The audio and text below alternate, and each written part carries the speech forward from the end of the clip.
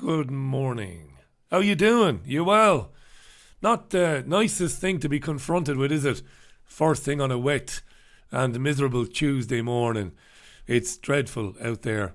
I'm kind of sick of it, to be honest.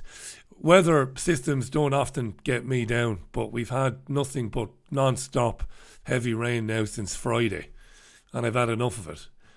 You know, when you've got a dog, or even when you run, when you keep fit as I do, how annoying it is to get soaked into the skin 3 or 4 times a day. I'm absolutely sick of it now. But anyway, I see the newspapers are linking the extremely wet weather with climate change this morning. They are, genuinely, some of them, and all of that. But I won't dwell too much on that. It is October 1st, isn't it? New month and all of that. And in theory, in 30 days' time, we're supposed to leave the European Union. That's the UK, of course. I don't believe for a minute that's going to happen. And I promise you, I won't dwell too much on that this morning because, well, how many new ways can I find to express my feelings or feeling opinion on that particular subject? Anyway, very quick few hellos. Hello to Dillip, to Lux Maya, to James Burgess. How you doing, James? To Keith Skegwin, to Martin Ellen, to Greg Parker, to Jessica, to Matthew Hughes, to Who Knows 33, who enjoyed listening to Moncton of Brenchley last night. He's always interesting, Christopher. Hi to Matt Anonymous in Western Massachusetts, to Bob, to Jacqueline in Australia, Jennifer Garcia, Paul White. Hi Liz, thanks so much Liz for the super chat. I really appreciate that. You don't have to do that all the time, Liz. Thanks very much for doing it. I really appreciate it. Hi to Lawrence, to Paul, to Sir Hubert, to Jason, to Cocabelle, Kinell. How you doing, kid? Rebecca, Stuart, John, don't be offended if you don't get mentioned. I'm not skipping over you deliberately. Thanks to UFO Daily for your contribution too. Thanks so much, mate. I appreciate that. Mad about the guy. Pierre, John and Sarah Stott, Richard, Jane Brooks. How you doing, Jane? Good morning, Jane. Jane, you're not... Have I seen you on Twitter, Jane? You're not the former female pugilist, are you? You might not be. There is a Jane who tweets me from time to time who has boxed. Mr. Sin, did you watch the game? I did. I for my sins, I watched that painstakingly boring cure for insomnia that was Manchester United versus Arsenal last night. I had a Stu Mitch, to Shield Destroyer, to Rhonda, and to Graham Booth. Thanks, Graham, for the old donation there, the old super chat donation. Graham, put a link up there on the super chat for where people can buy tickets on November 2nd to go to the first trigger warning free speech extravaganza in Manchester near Cheetham Hill, just off Cheetham Hill. I'll be in attendance. Looking forward to that. I've been invited to opine about free speech and I'm looking forward to it. Hey, listen, just a quick word on free speech before we look at the newspapers. I'm not somebody who spends any time reading comments on Facebook, which I'm not on anyway, Twitter or on YouTube. I'm not. I don't waste too much time looking at comments, good comments or bad comments even, or indifferent comments. When you've been around a long time in the media, as I have, you tend to you go very Kipling-esque. You take praise and you take criticism and you treat those two imposters quite the same. Praise and criticism, you treat them the same way. You don't pay too much attention to it. It's nice to be praised. It's nice to be criticised. It's nice that people listen and take the time to opine.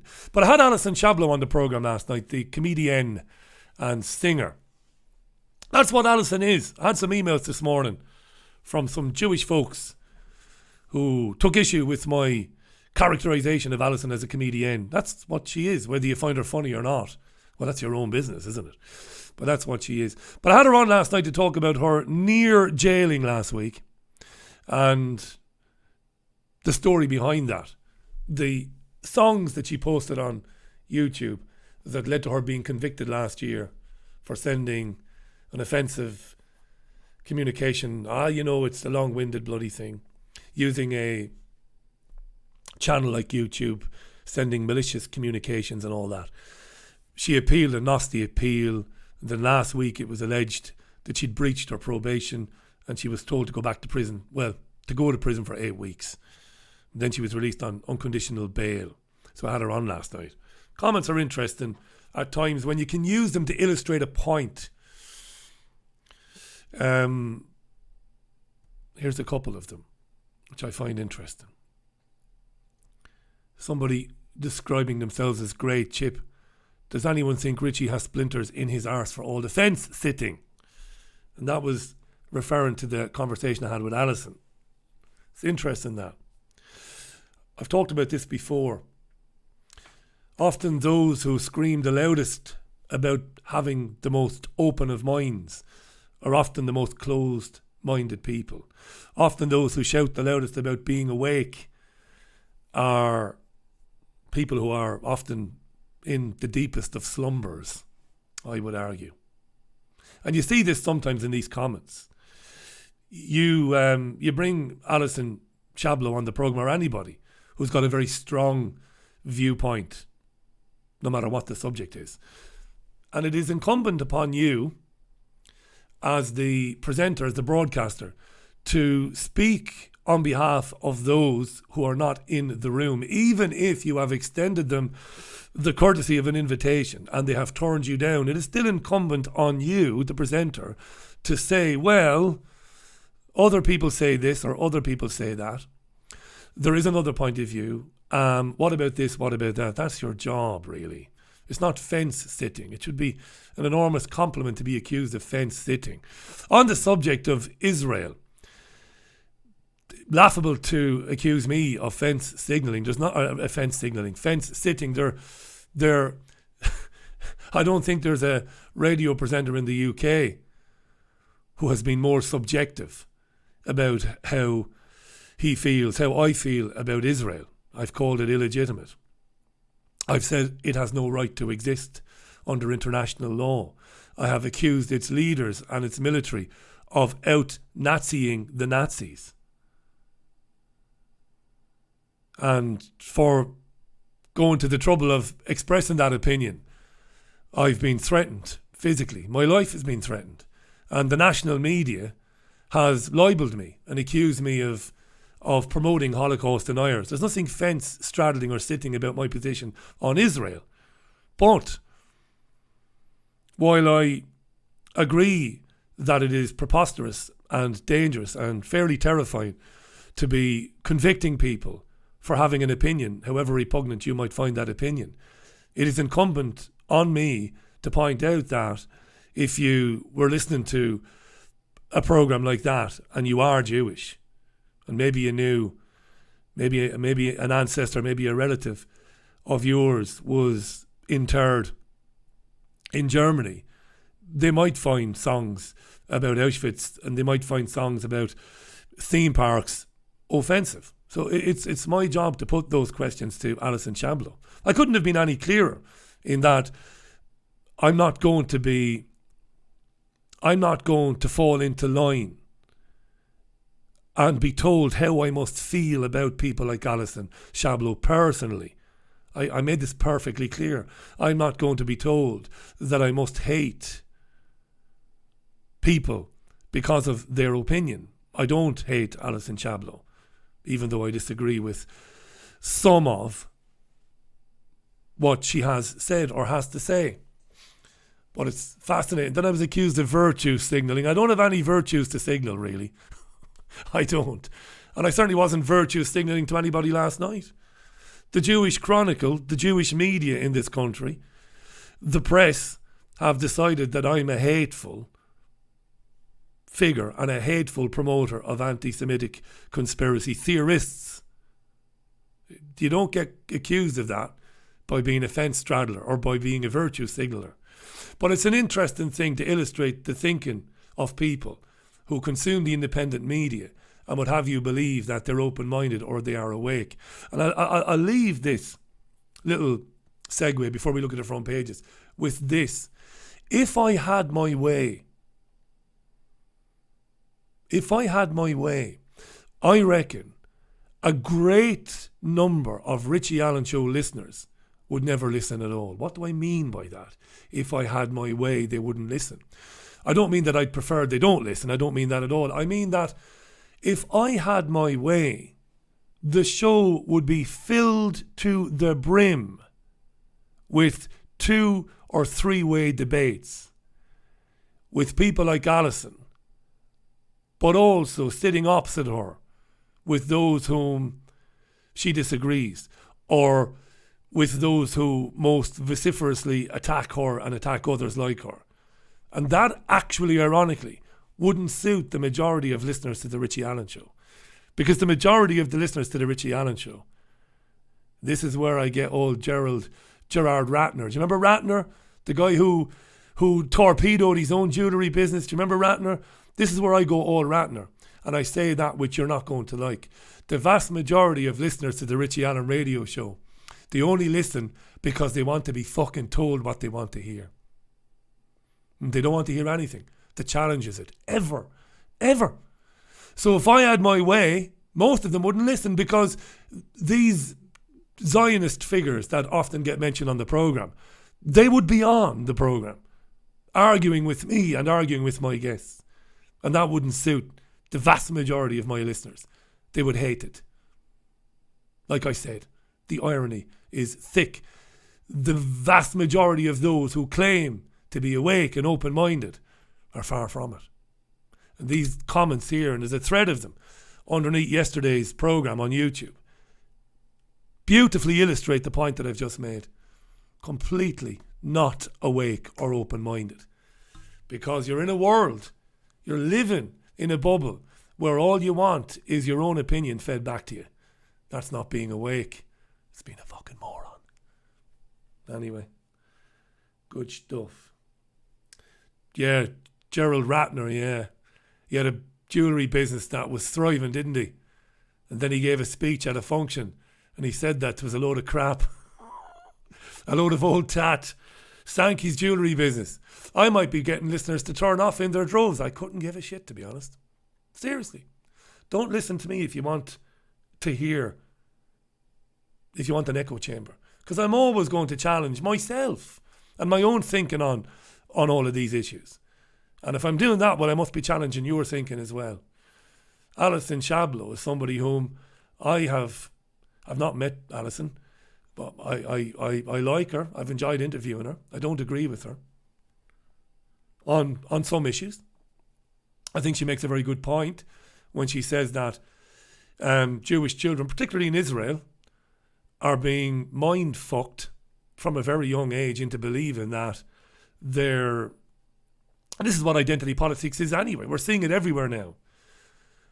But into believing that they are special, that they are chosen, and that they are born with a big target on their backs, that they are hated just because they are Jewish. And I think she's right to say that.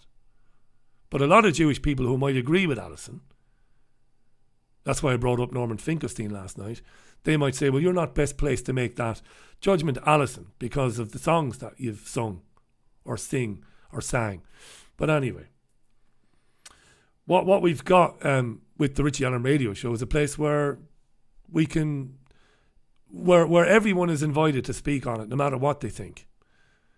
Sadly, increasingly, it's become impossible to get debates heard on programmes because the Zionist lobby, just to take one particular subject or topic, it has adopted the position now in recent years of refusing to appear on radio programmes and to participate in debates, and using the excuse, well, I couldn't go on his programme because he hates Israel, or because he has interviewed in the past Holocaust deniers. And they don't really mean that. It's just any old excuse will do. They don't want to appear on programmes like mine because they don't want to answer the questions that I would put to them, particularly because I would be very nice and very mild-mannered, but I would insist on them answering the questions that I pose on my shows all the time. And that's why Zionists and the Jewish lobby, or the Zionist lobby, the Israeli lobby, avoids speaking with me and others like me like the plague. Anyway, let's have a look at the front pages of the papers. I've gone on too long there. Johnson to reveal his final Brexit plan. The Conservative Party conference is taking place in Manchester. Priti Patel, the Home Secretary, will address the conference today. Sajid Javid did yesterday, the Chancellor. It'll be Johnson's turn tomorrow, and it is reported today that he will put on the table, as it were, his plans for Brexit. Very brief analysis of that in a minute, because the Irish national broadcaster RTE, that's Radio Telefís, has claimed overnight that it has seen a leaked document, and that the leaked document outlines Boris Johnson's proposals to avoid the Irish backstop. The backstop is an insurance arrangement that would keep Northern Ireland and the UK in a temporary customs union, although it's not really meant to be temporary. And the reason for keeping it in that customs union would be to avoid a hard border in Ireland, which some have said would be counterproductive in terms of the Good Friday Agreement, and that it might, lead to tensions increasing again among nationalist and loyalist communities and all of that old bollocks, because that's nonsense. So anyway, RTE has said we've seen a memo, and the memo outlines Johnson's proposals for the movement of goods in Ireland. And RTE says the memo we have seen shows that there would be a border post in Ireland and in the north, several miles away from the border, but that there would be a post, okay? There would be a customs post. And there's consternation about this morning, because Boris Johnson said these are old plans, and it looks like he might be telling porky pies. These are old plans. These are not the plans we are going to present to the European Union. But others are saying, no, those are the plans. And the European Union is saying, these are a non-starter. We're not going to stand for the erection or the building of any customs post or buildings that would constitute basically a hard border and all the rest of it. So this is all over the news this morning. I've explained that as well as I can. I think you understand it. The Financial Times, Riyadh woos Aramco investors by dangling 75 billion yearly payout. Johnson to know by the weekend whether he has chance of Brexit deal. That's the Financial Times. We'll move on. What's in the Times? Block Brexit delay, says Johnson. Here's the story. Okay. Johnson wants the European Union to say, okay, we will we will throw out the possibility of delaying the departure by 3 months. Johnson is going to ask the European Union to rule out an extension as part of his New Deal. And he's going to announce this tomorrow when he gives his keynote speech to the Conservative Party conference at the GMEX in Manchester. Now, what's interesting about that this morning is that anybody who's listened to BBC Radio this morning will know that the European Union and its officials have been saying to anybody who will listen in the last 24 hours that they are now 100% certain that there will be an extension beyond October 31st. They are laughing at this, and they are also saying, but we don't know yet who is going to request it, whether it will be Boris Johnson, the Prime Minister, or whether it will be somebody else. The arrogance is breathtaking. The EU is saying, we are absolutely certain now that there will be an extension to January 31st. It's just that we don't know who's going to come and beg for it, whether it'll be Johnson or whether it will be another Prime Minister, whether it'll be John Bercow. Right? Right. What's in the Mirror? Boris lover in fear over her stolen laptop. This is the woman who allegedly had a relationship with Boris Johnson. You know, he's been accused of, on the one hand, groping a journalist back in 1999. He's also been accused of doing favours for an American former model businesswoman when he was mayor of London, that he was having a sexual relationship with. She's now said that her laptop has been stolen, and that laptop contains files, diaries, planners detailing meetings with Johnson and others during that particular period of time. New bombshell. Her laptop has been stolen. Nice. These are handy. These are really timely things to be happening, aren't they? As we approach this day when we're supposed to be leaving the European Union. That would be Halloween, October 31st. It's not going to happen. The iPaper. Government of National Unity talks begin. Well, one of Sky's political reporters, I can't think of his name. He's one of their more senior ones. He interviewed, who did he interview yesterday? He interviewed Anna Soubry. He interviewed Ian Blackford, the leader of the Scottish Nationals in Westminster.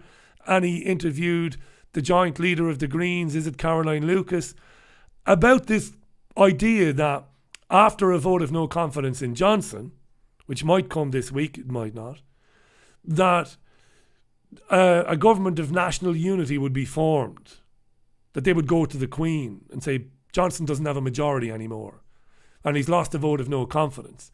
We can form our little government of national unity temporarily. But yesterday, when these people were interviewed on Sky, they didn't seem to be any closer to agreeing on who would lead this government of national unity, whether it will be Cat Weasel there in the middle or Jimmy Cranky there on the right hand side, and I don't know who Joe Swinson looks like, the leader of the Liberal Democrats, the not so liberals, definitely not very democratic Liberal Democrats. So this is just nonsense by the iPaper, wishful thinking maybe. But you know, this is all mathematics. Ultimately, it ends where, dear listener? Where? With no Brexit. Here's the Express. Priti Patel is going to give a speech today saying that they're going to crack down on crime.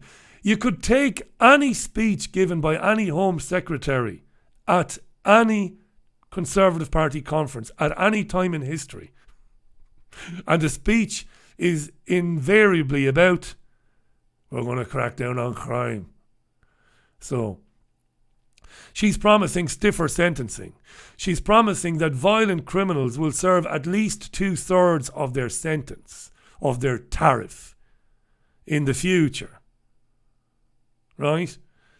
And they won't be getting out so soon under proposals she'll be tabling at the conference today. That's according to the Express. Anyway, what's on the Daily Mail front page? End of the soft prison sentence, same story. Violent criminals to serve 2/3, and drunken yobs will wear electronic sobriety tags. There you are. Have we got that story? We have. I think we might have. In the Mail, there it is.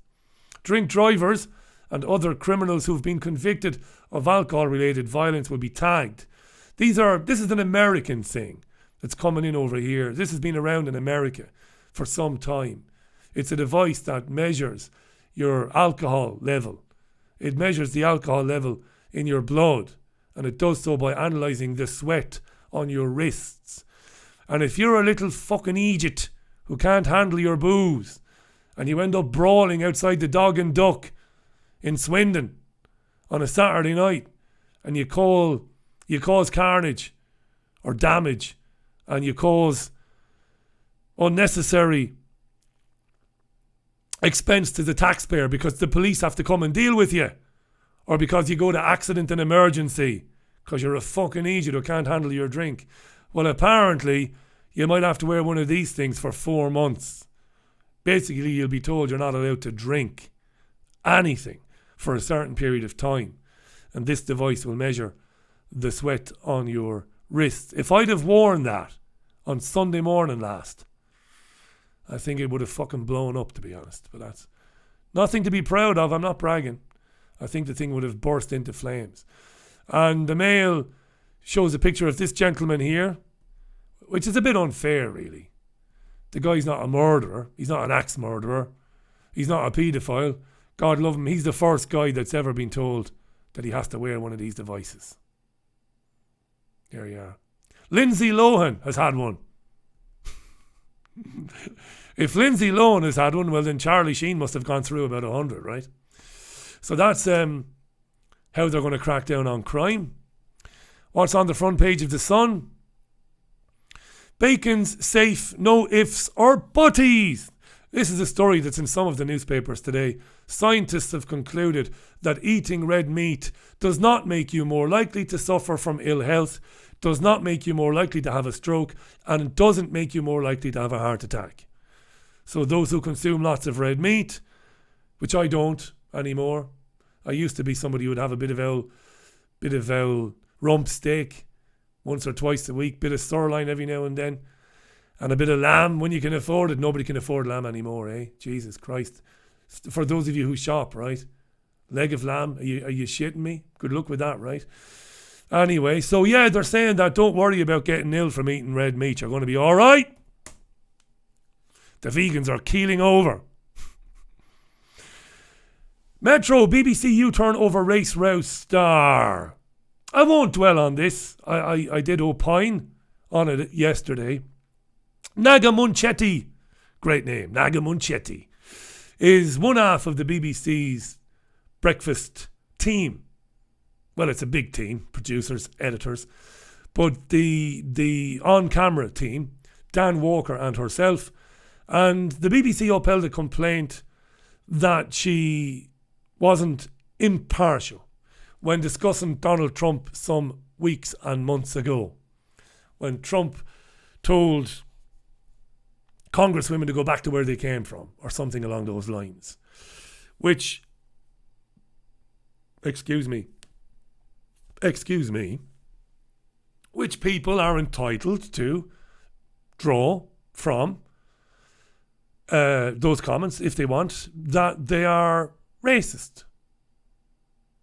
If people want to draw that from, if people want to say, well, that's racist, really.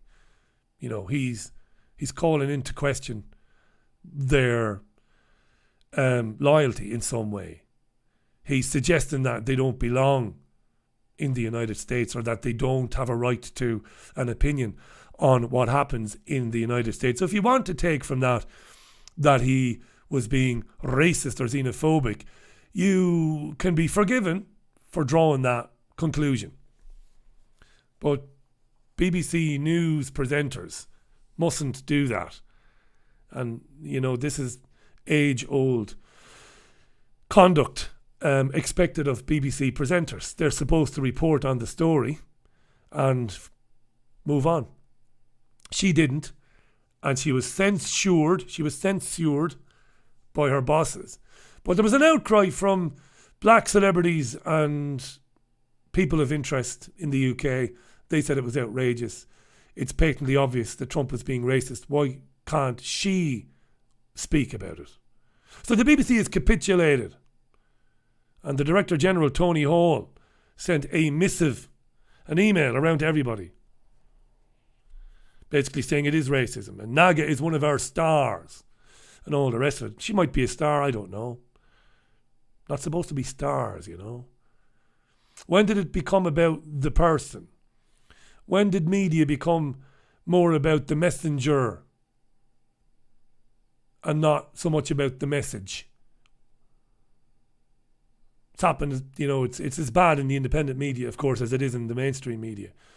At the risk of annoying my black viewers, tough shit, Paddy, they were right to uphold the complaint. It's not for her to attribute motive or motives to Donald Trump. It is up to the viewer to do that. Donald Trump has been accused of racism by 4 congresswomen. In a tweet, Mr. Trump said, go back to your own countries or whatever. Leave it at that. The viewer at home, thank you, is more than capable of concluding whether or not they believe Trump was racist or not. Not for you to do it. But the lovies in the press have rushed, there's that word virtue, that term virtue signalling again, have rushed to the typewriters to stand with Naga to demonstrate to the world their virtue and how decent they are and how racially sensitive they are. Instead of telling the truth, shut your big fucking mouth, read the story, move on to the sports and the weather. Okay.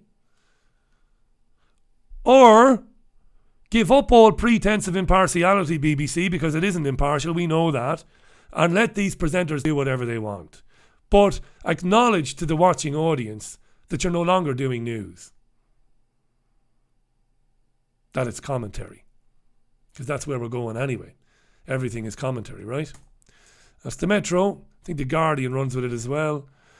BBC caves in over censure of TV presenter in Trump racism row. Lovely. Ministers defend PM on groping allegations.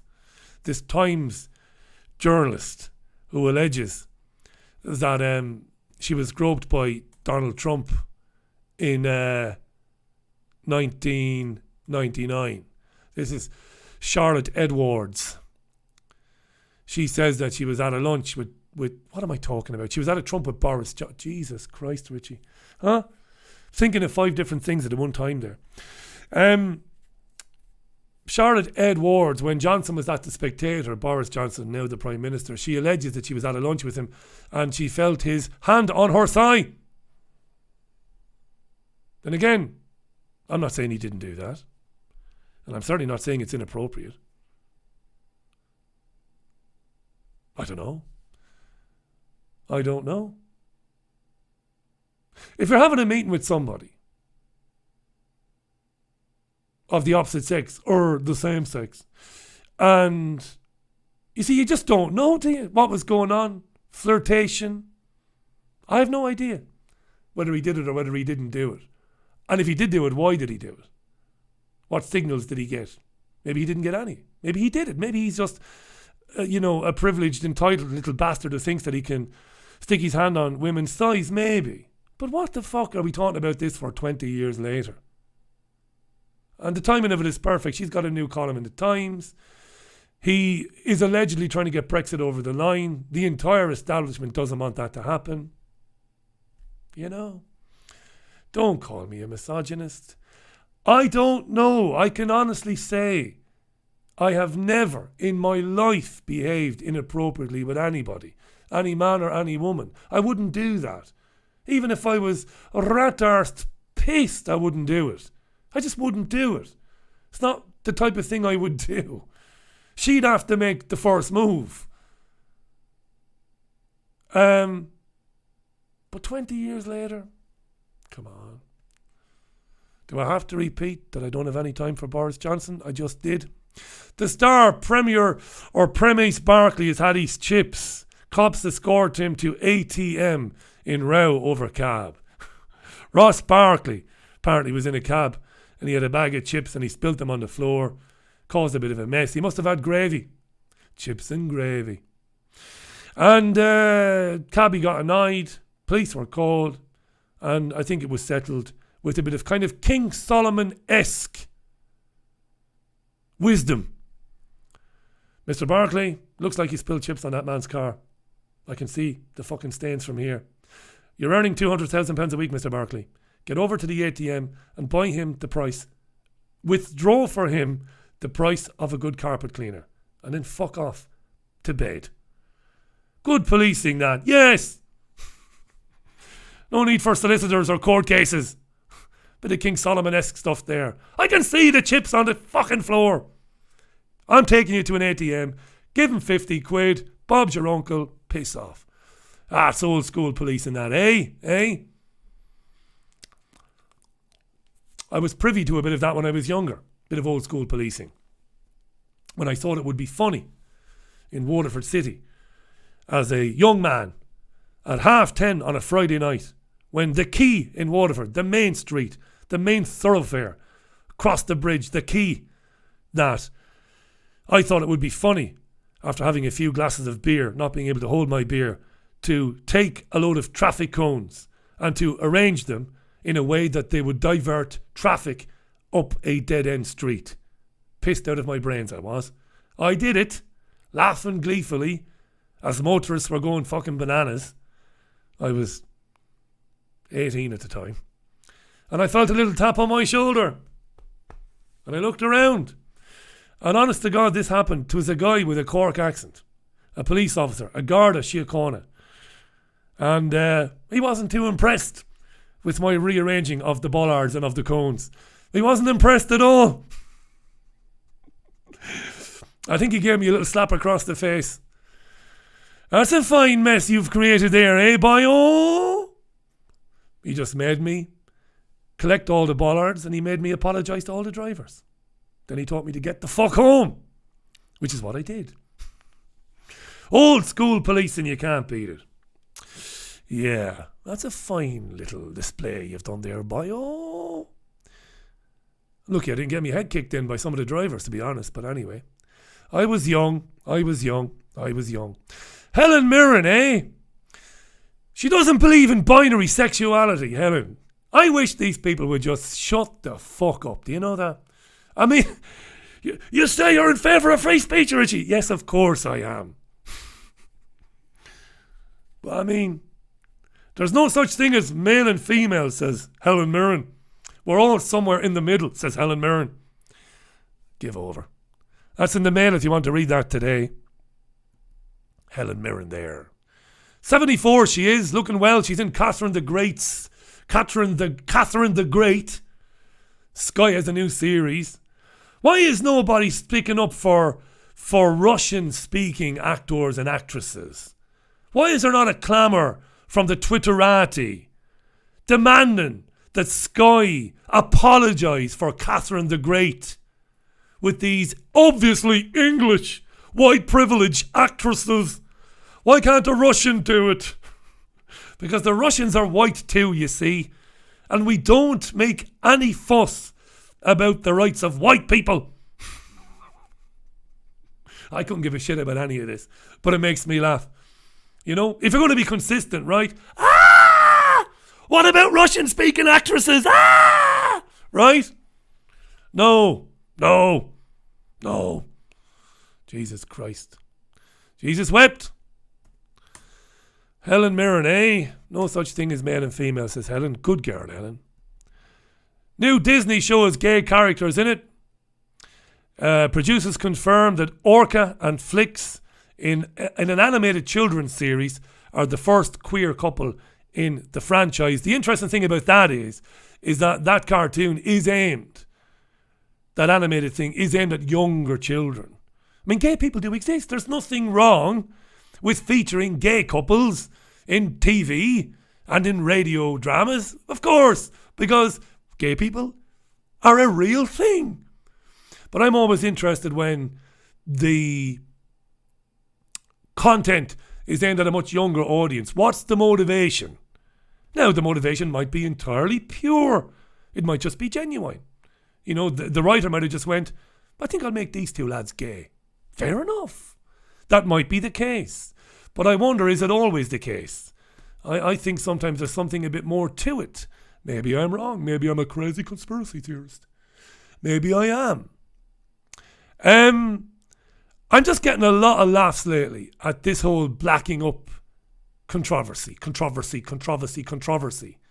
I'm getting very amused by it. Sir Desmond Swayne blacked up as soul singer James Brown. Now, there's no fucking way that you can tell me that if you saw that picture that you would conclude that he was trying to portray himself as the godfather of soul himself, James Brown. Right? But he's had to say it's him because these rumours were floating around for the last 2 days. And he says he doesn't understand why it's deemed to be offensive because he wanted to go as James Brown and his wife went as one of the Blues Brothers. His wife Moira. And he said he wanted to be as authentic as possible in his costume. Therefore, he used the old... I don't know what it is they use. What is it? It's not polish, is it? It's not shoe polish. Presumably, it's just some makeup they buy to do it. And this guy used to be David Cameron's principal private secretary, by the way. And There's murders over this. Because you're not supposed to do that, you see. According to the perennially, terminally outraged fuckwits on social media. This is what he really looks like.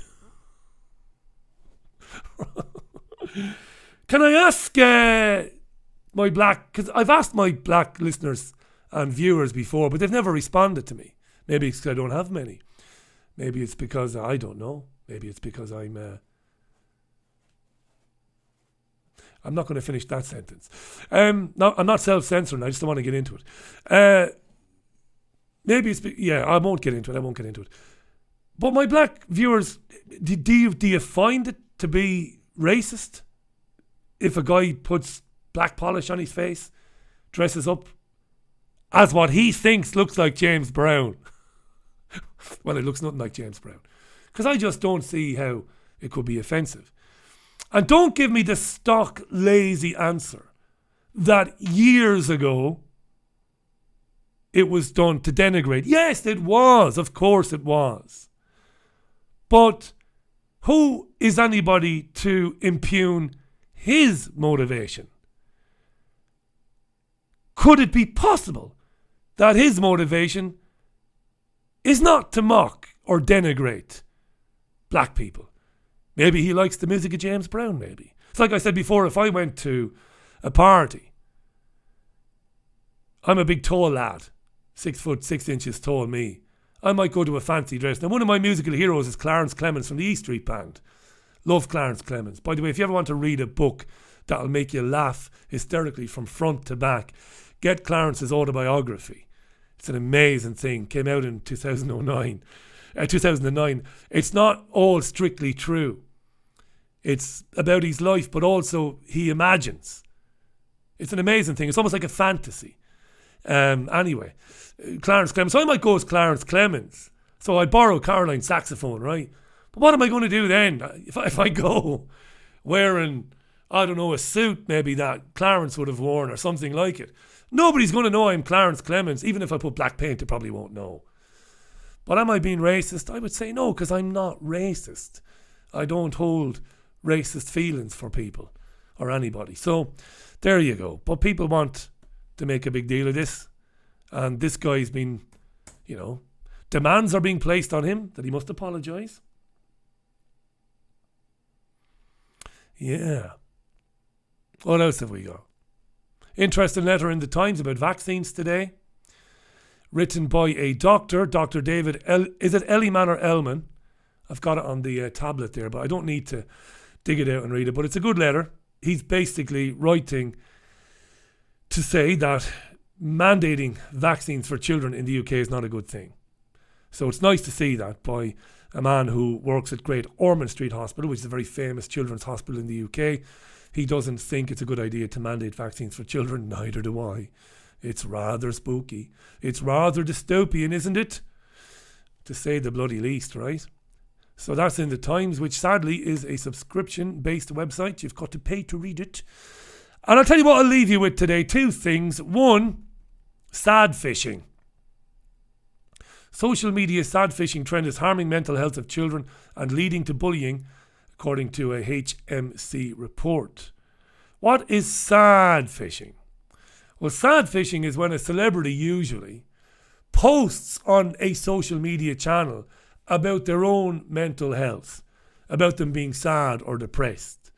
And it is usually followed by a flood of sympathetic responses, but also a flood of responses from officials, like politicians and doctors, to congratulate the celebrity or person of interest for coming out to talk about their mental health problems. Like we had Prince Harry Hewitt the other day. He came out, didn't he? And said that he wakes up every morning with the weight of the world on his shoulders. Apparently Justin Timberlake, or is it Justin Bieber? Justin Bieber, in fact. Timberlake is so 1990s. So 2000s even. Bieber told his 119 million Instagram followers. Jesus, huh?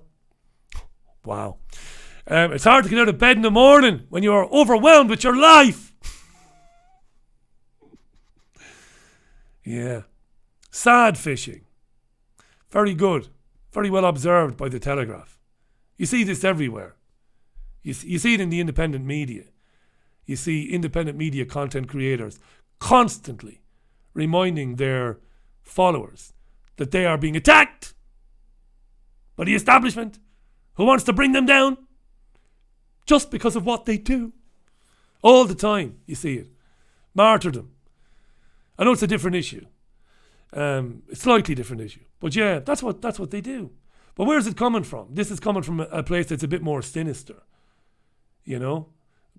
This agenda to convince us that we are all basically living with, or have lived with, or will live with mental health problems, and that we have to accept it. And we need to have a broader dialogue about it. We need to speak more about it. We need to speak to children about it, our mental health problems.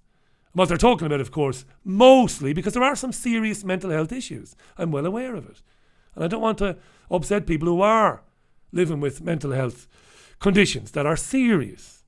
But a lot of what these people are talking about are just everyday life problems. Life can be shit. Life can be boring.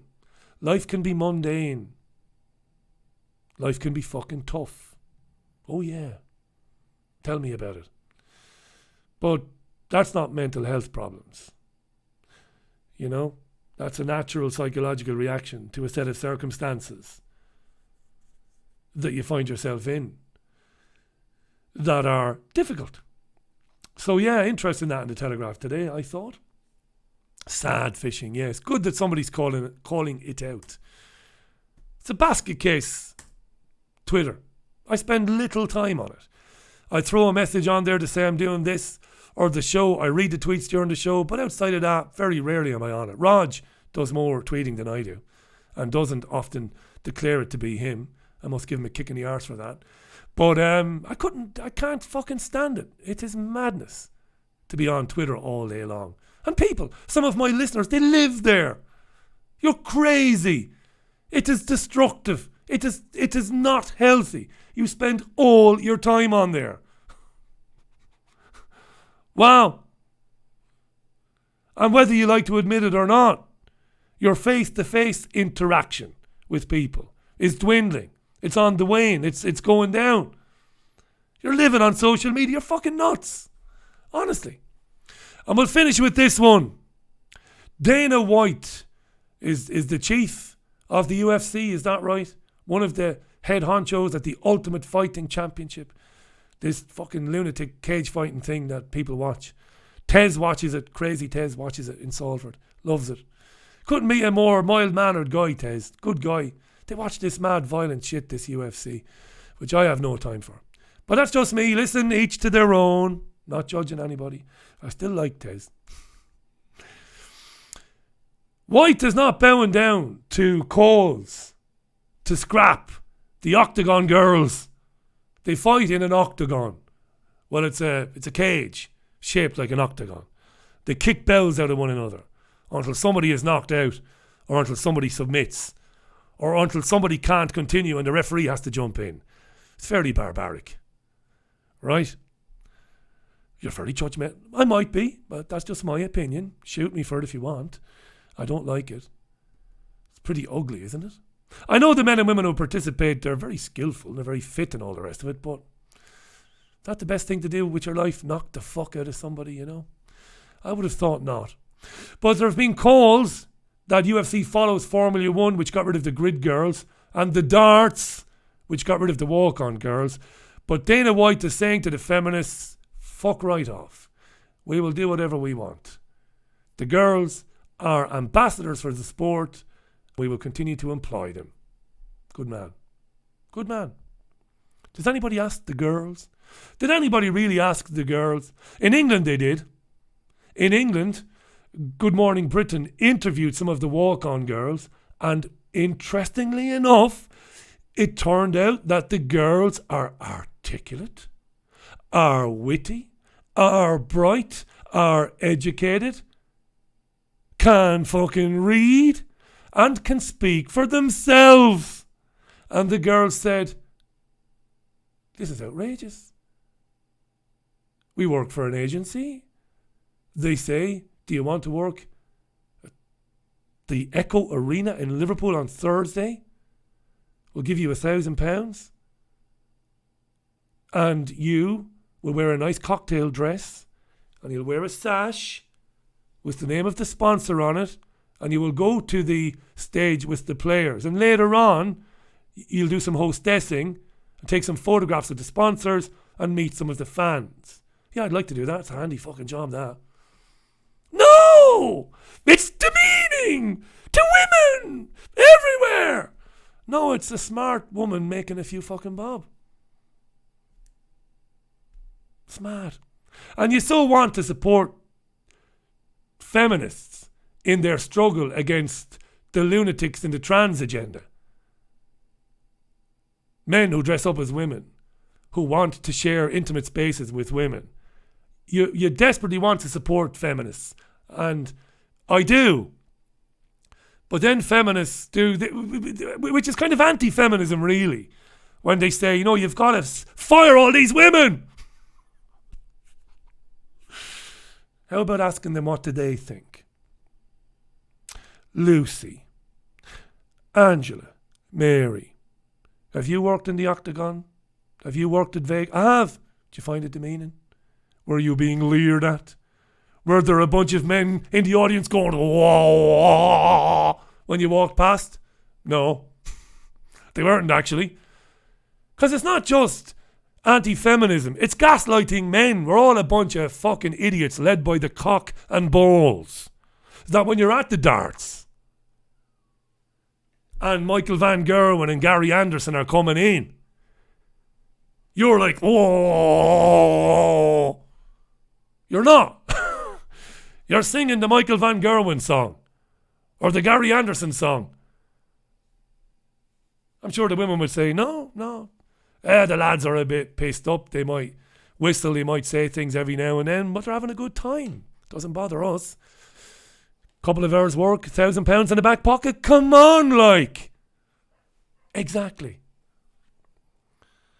Jesus Christ. Whoa.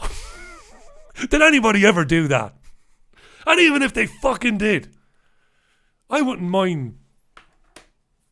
No, I'm not going to say that either. Listen, I'm going to go. I think it stopped raining, so I'm going to try and have a run. I didn't run yesterday. I took a day off running yesterday because I was in town yesterday morning meeting my solicitor, my brief. I'm not in any legal trouble. I'm not going to court with anybody. Well, I might be, but I won't be the one answering the questions. So that's why I didn't run yesterday. So I'm going to have a run now, and then I'm going to get to work on tonight's radio programme. So until tonight, by the way, check out triggerwarning.tv on YouTube. Go to Trigger Warning on YouTube. Check out Graham Booth and Hayden Hewitt. And if you are in the northwest of England or in the north, somewhere handy, if there's any tickets left, come to the Trigger Warning Free Speech Extravaganza on November 2nd, which is a Saturday evening. I'm going to be there watching on as a spectator. I will be asked a few questions on the evening, and that will be nice as well. It'll be nice to meet up again with Graham and old Hayden. But I'll be there having a cold beer. So come along. Be nice to say hello to you. And I really enjoy what the lads do. The great champions of free speech, the lads, In an era where this programme, my radio programme, is being called out by the national media as a promoter of Holocaust deniers, which is fucking bullshit. It's nice that there are still guys around like Hayden and Graham who will say, no, we'll talk to the guy. We'll promote his programme because everybody should be heard, no matter how repugnant somebody might think what is being said. I don't say anything repugnant. I know Israelis fucking hate me because I say Israel is illegitimate. It has no right to exist. The IDF is basically the SS. Murder children, lock them up without giving them access to lawyers, stealing land on a daily basis. No historical right to exist. I say all that because I believe it to be true. Not because I want to hurt anybody's feelings. It's the fucking truth. And I have the right to say that. And if Zionists disagree with me, please come on my radio show and tell me, like you used to do. Do you remember? On Talk Radio Europe, all those lovely Zionists who used to come on with me and argue with me. God be with the days. Would I that we had those days again? Would I wish it so? Would that it would be so? Would that it were so? But they won't come on. So there you go. Trigger warning and all the rest of it. Okay, that's it. Time for me to go. Thanks for this. It's crap this, but thanks for watching it anyway. And this isn't, the old fishing for compliments. It's fucking crap. But it's enjoyable crap. Leaving you with the old man again. Take the fucking picture. Take the fucking picture. See you later. Bye. Jesus.